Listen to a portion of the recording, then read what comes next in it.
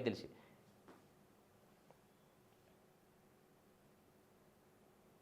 ఇక governor అనుమతిపై suspense, ఆలస్యం వెనుక రాజకీయ కారణాలంటూ కాంగ్రెస్ లీడర్ల అనుమానం. కేసు నుంచి తప్పించాలని బీజేపీ పెద్దలను కేటీఆర్ కలిశారని ఆరోపణలు. అదే సమయంలో గవర్నర్ ఢిల్లీ పర్యటన అంటూ డౌట్. డిసిజన్ పెండింగ్కు అదే కారణమంటూ అస్తం పార్టీలో గుసగుసలు. ఫార్ములా ఈ రేస్ విచారణపై ఉత్కంఠ. 3 వారాలుగా రాజ్భవన్లోనే ఫైల్. జిష్ణుదేవ్ వర్మ పర్మిషన్ ఇస్తారా లేదా? ఆయన నిర్ణయం కోసం సర్కారు ఎదురుచూపు. ఫార్ములా ఈ రేస్ ఇష్యూపై విచారణకు గవర్నర్ అనుమతి ఇస్తారా? నిర్ణయం చెప్పేందుకు ఇంకా ఎన్ని రోజులు సమయం తీసుకుంటారు? అనుమతి ఇవ్వకుండా ఆలస్యం చేయడం వెనుక ఏమైనా కారణాలు ఉన్నాయా అనే ప్రశ్నలు కాంగ్రెస్ వర్గాల్లో వ్యక్తం అవుతున్నాయి. 3 రోజులు ఢిల్లీ పర్యటన ముగించుకొని శుక్రవారం గవర్నర్ హైదరాబాద్కు చేరుకున్నారు. ఆయన రాజ్భవన్కు చేరగానే ఈ రేసు విచారణ ఫైల్పై సంతకం చేస్తారని ప్రభుత్వ వర్గాలు ఆశించాయి. కానీ ఇప్పటి వరకు రాజ్భవన్ నుంచి గ్రీన్ సిగ్నల్ రాలేదు. దీంతో కేటీఆర్ను అరెస్టు నుంచి తప్పించేందుకు బీజేపీ సహకరిస్తుందేమోనన్న అనుమానాలు కాంగ్రెస్ వర్గాలు వ్యక్తమవుతున్నాయి. 3 వారాలుగా రాజ్భవన్లోనే ఫైల్. దసరా తర్వాత ఫార్ములా ఈ రేసుపై విచారణకు పర్మిషన్ ఇవ్వాలని ప్రభుత్వం గవర్నర్కు ఫైల్ పంపింది. కానీ ఈ ఫైల్కు ఇంతవరకు గవర్నర్ నుంచి గ్రీన్ సిగ్నల్ లభించలేదు. జిష్ణుదేవ్ మాత్రం ఆ ఫైల్ను ఇంకా పరిశీలించలేదనేది తెలుస్తుంది. ఢిల్లీకి వెళ్లే ముందు న్యాయ సలహా కోసం అటార్నీ జనరల్కు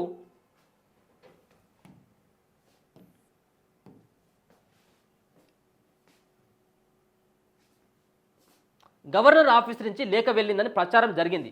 అక్కడి నుంచి సమాధానం రాకపోవడంతో గవర్నర్ తన నిర్ణయాన్ని ప్రకటించలేకపోతున్నట్లు వాదనలు వినిపిస్తున్నాయి. అయితే గవర్నర్ ఆఫీస్ నుంచి ఇప్పటి వరకు న్యాయ సలహా కోసం అటార్నీ జనరల్ ఆఫీస్కు ఎలాంటి ఫైల్ వెళ్ళలేదని ప్రతివాదనలు ఉన్నాయి. ఒకవేళ న్యాయ సలహా కోసం ఏజీని రాజ్భవన్ను సంప్రదించి ఉంటే వారు వెంటనే రెస్పాండ్ అవుతారని అటార్నీ జనరల్ ఆఫీసులోనే పనిచేసి రిటైర్డ్ అయిన లీగల్ ఆఫీసర్లు అభిప్రాయపడుతున్నారు. కేటీఆర్కు సహకరిస్తున్నారనే డౌట్. ఫార్ములా ఈ రేసుపై విచారణకు అనుమతి ఇవ్వకుండా ఆలస్యం చేయడం వెనుక రాజకీయ కారణాలు ఉన్నట్టు కాంగ్రెస్ లీడర్లు అనుమానం వ్యక్తం చేస్తున్నారు. బీజేపీ బీఆర్ఎస్ మధ్య స్నేహం ఉండడం వల్లే విచారణకు అనుమతి రావడం లేదని అసహనం వ్యక్తం చేస్తున్నారు. అందుకు ఇటీవల కేటీఆర్ ఢిల్లీ టూర్ను ప్రధాన కారణంగా చూపుతున్నారు. తనను అరెస్టు నుంచి తప్పించాలని కేటీఆర్ ఢిల్లీకి వెళ్లి బీజేపీ లీడర్లను ప్రాధేయపడ్డారని, ఆ సమయంలో గవర్నర్ సైతం అక్కడే ఉన్నారని ఆరోపిస్తున్నారు. అందుకే ఢిల్లీ నుంచి వచ్చిన తర్వాత సైతం ఫైల్పై గవర్నర్ నిర్ణయం తీసుకోకుండా పెండింగ్లో పెట్టారనే అనుమానాలు వ్యక్తం అవుతున్నాయి. ఒకవేళ గవర్నర్కు ఎలాంటి రాజకీయ ఉద్దేశం లేకుండే విచారణకు గ్రీన్ సిగ్నల్ ఇచ్చేవారని అభిప్రాయపడుతున్నారు. గవర్నర్ పర్మిషన్ ఎందుకు? 17A/B నిబంధనల ప్రకారం ప్రభుత్వంలో జరిగిన నిర్ణయంపై విచారణ చేపట్టాలంటే ప్రభుత్వం అధిపతిగా గవర్నర్ అనుమతి తప్పనిసరి. ఫార్ములా ఈ రేస్ అనేది పురపాలక శాఖ, రేస్ కంపెనీల మధ్య జరిగిన ఒప్పందం కావడంతో విచారణకు గవర్నర్ అనుమతించాల్సి ఉంది. గతంలో ఏపీలో స్కిల్ డెవలప్మెంట్ కేసులో చంద్రబాబు అరెస్టు చేశారు. ఆ సమయంలో వారు సుప్రీంకోర్టుకు వెళ్లారు. దాంతో అత్యున్నత న్యాయస్థానం చంద్రబాబు అరెస్టుకు ముందు గవర్నర్ అనుమతి తీసుకున్నారా అని ప్రశ్నించింది. ఇక్కడ అలాంటి ఇబ్బందులు రాకుండా ప్రభుత్వం ముందస్తుగా గవర్నర్ అనుమతి కోసం రిక్వెస్ట్ చేసింది. ఈ కేసులో అప్పటి మున్సిపల్ శాఖ మంత్రి కేటీఆర్ను విచారించేందుకు అనుమతించాలని చెప్పేసి సిఎస్ గవర్నర్కు లేఖ పంపడం జరిగింది. ఇది రకరకాలైనటువంటి సందేహాలు. ముఖ్యంగా ఫార్ములా ఈ రేసులో 55 కోట్ల రూపాయలని అప్పుడున్నటువంటి అరవింద్ కుమార్కి నేనే ఇవ్వమని చెప్పేసి నేరుగా ఆయన ఒప్పుకోవడం జరిగింది. ఎవరు? మాజీ మంత్రి కల్వకుంట్ల తారక రామారావు. అయితే దీనిపైన ఏసీబీ విచారణ కోసం మరి సిఎస్ గవర్నర్కు లేఖ రాసింది. దీనిపైన విచారణ చేయాలా వద్దా అనేది. మరొక పక్కన గవర్నరు 3 రోజుల క్రితం మరి కేటీఆర్ ఢిల్లీకి వెళ్ళడం జరిగింది. అలాగే గవర్నర్ విష్ణుదేవ్ కూడా అక్కడికి వెళ్ళడం జరిగింది. అక్కడ బీజేపీ పార్టీకి సంబంధించినటువంటి కీలక నేతలతో కేటీఆర్ ములాఖాత్ అయి ఎట్టి పరిస్థితుల్లో ఈ రేసులో నాకు ఉచ్చు బిగించబోతా ఉన్నారు ఇప్పుడు ఉన్నటువంటి ప్రభుత్వం, నేను ఇక జైలుకి పోతా కావచ్చు అన్నటువంటి ఒక భయంతో కేటీఆర్ ఊటిన గవర్నరు ముందు, దాని తర్వాత కేటీఆర్ ఢిల్లీకి వెళ్ళి అక్కడ మంత్రాలు జరిపినలు. దాంట్లో బీజేపీ అలాగే బీఆర్ఎస్ పార్టీ రహస్యమైనటువంటి రాజకీయ ఒప్పందాలు కుదుర్చుకొని కాంగ్రెస్ పార్టీ పైన ఒక బురద జల్లేటువంటి ప్రయత్నం చేస్తూ ఉంది. ఇక్కడ కేటీఆర్ని మేము ఇలా దొరికినప్పుడు కూడా ఈ విచారణ ఏసీబీకి మేము అప్పగించడం జరిగింది కాబట్టి ఏసీబీ విచారణ ఇప్పుడు ఉన్నటువంటి గవర్నరు ఫైల్ పైన సంతకం పెట్టట్లేదు కాబట్టి దీంట్లో ఏదో మతలాబు ఉందనేది ఇప్పుడు కాంగ్రెస్ పార్టీ వాదన. మరి నిజంగా కూడా కేటీఆర్కి బీజేపీ పార్టీ సహకరిస్తుందా? మరి ఆయన ఢిల్లీ టూర్కు పోయిండు గవర్నరు, మరి వచ్చిన తర్వాత కనీసం ఆ ఫైల్ను మరి చూసి ఇది ఏందనేటువంటి దానిపైన ఆయన చూడాలి కదా. అది కూడా లేదంటే ఏం జరిగింది అనేది ఎవరికైనా సామాన్యుడు కూడా అనుమానం వస్తుంది. మరి ఏం జరుగుతుంది ఫార్ములా ఈ రేస్కి సంబంధించినటువంటి దాంట్లో? మరి ఇప్పుడు ఎవరు కేటీఆర్ సైతం కూడా ఎన్నిసార్లు ఇట్లా రొమ్ము విరుచుకొని మాట్లాడుతాను, నన్ను దమ్ముంటే అరెస్ట్ చేయమని చెప్పేసి.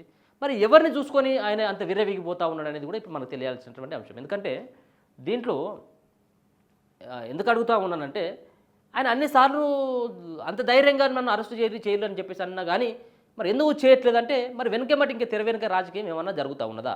ఈయన వెనుక ఉన్నటువంటి శక్తులు ఎవరు, ఈయన వెనుక ఉన్నటువంటి పార్టీ ఎవరు, ఈయనను కాపాడుతున్నటువంటి గాడ్ ఫాదర్ ఎవరు అనే దానిపైన ఒకసారి చూసుకున్నట్లయితే ఎంతో కొంత డౌట్ వస్తూ ఉంటుంది. ఎందుకంటే కేంద్రంలో అధికారంలో ఉన్నటువంటి బీజేపీ పార్టీ పైన వస్తూ ఉంటుంది. ఇప్పుడు అధికారంలో ఉన్నటువంటి కాంగ్రెస్ పార్టీకి అన్ని ఆధారాలు దొరికిన తర్వాత కూడా ఎందుకు కాలయాపన చేస్తుంది? ఇంకా దేనికైనా కానీ వాళ్ళు వీళ్ళతో ములాఖాత్ అయిపోయి డబ్బుల సంచుల కోసమో, లేకపోతే సూట్ కేసుల కోసమో, లేకపోతే కేసులో మాఫీ చేస్తే నీకెంత నాకెంత అన్నటువంటి దానిపైన ఇంకేమైనా ఒప్పందం జరిగిందా? ఎవరికైనా అనుమానం వస్తుంది సహజంగా. ఒక పక్కన ఆయన నేనే ఇచ్చిన 55,000 కోట్ల రూపాయలు నేరుగా నేనే ఇచ్చినని చెప్పిన తర్వాత ఎలాంటి పర్మిషన్స్ లేవు. ఓ ముఖ్యమంత్రి పర్మిషన్ లేదు, ఎవరి పర్మిషన్, ఆర్థిక శాఖ మన పర్మిషన్ లేదు, ఎవరి యొక్క అనుమతి లేకుండానే 55 కోట్ల రూపాయలను ఉచితంగా చేతుల నుంచి ఇట్లా ఏదో వీళ్ళ నాయన సొమ్ము అన్నట్టుగా ఇట్లా జేబులకి వెళ్ళి తీసి ఇచ్చినట్టుగా 55 కోట్ల రూపాయలు నేను ఇచ్చిన విదేశీ కంపెనీలకు అని చెప్పడం జరిగింది. ఇంతకంటే ఇంకేం ఆధారాలు కావాలి? కాబట్టి దీనిపైన మరి ఏం జరిగింది? మరి ఈ విచారణకి గవర్నర్ సహకరించట్లేదా? దీని వెనకాల బీజేపీ పార్టీ ఏమైనా ఇంకా ఒప్పందాలు బీఆర్ఎస్ పార్టీతో ఏమైనా చేసుకున్నదా లేదా అనేది కూడా ఇది ప్రధానంగా ఇప్పుడు ఉన్నటువంటి హాట్ టాపిక్ నడుస్తూ ఉన్నది. దీనిపైనే కాంగ్రెస్ పార్టీ లీడర్లందరూ కూడా దీనిపైనే మాట్లాడుతూ ఉన్నారు. ఇక గాడ్సే వారసుడు రేవంత్ రెడ్డి మహాత్మా గాంధీ విగ్రహాన్ని అడ్డు పెట్టుకుని శిఖండి రాజకీయాలు, ఢిల్లీకి మూటలు పంపే పనిలో ఆయన బిజీ, మూసీ పేరుతో 150,000 కోట్లు లూటి నేను జైలుకు పోతే వందలాది మంది కేసీఆర్ కేటీఆర్లు పుట్టుకొస్తారు, అవినీతికి పాల్పడినట్టు తేలితే శిక్షకు రెడీ, మేము సీఎంను తిడితే బీజేపీ ఎంపీలకు ఎందుకు రోషం అని చెప్పేసి కేటీఆర్ చెప్తా ఉన్నాడు. గాడ్సే వారసుడు రేవంత్ రెడ్డి అని చెప్పేసి మరి నిన్న కేటీఆర్ ఆయన గట్టినే మరి రేవంత్ రెడ్డిని గట్టినే అరుచుకున్నటువంటిది చూసుకోవచ్చు. ఎందుకంటే ఈ రాజకీయాలు సంబంధించినటువంటి ఒకరికొకరు విమర్శలు తారస్థాయికి చేరిపోయినాయి.